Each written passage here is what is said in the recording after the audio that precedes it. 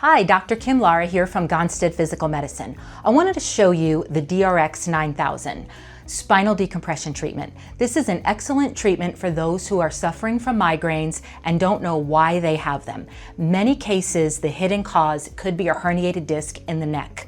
You see, what happens is those discs, they wear down and bear down and cause a lot of pressure on the nerves, pressure on the blood vessels, and can cause a horrible throbbing pain. What this machine does is it very gently opens up the discs, allows them to rehydrate, and restores that cushion so that the blood vessels and the nerves going through those openings in the neck can breathe again. It's a great gentle treatment for migraine headaches. If you're interested in it, reach out to us. We'd be happy to help you.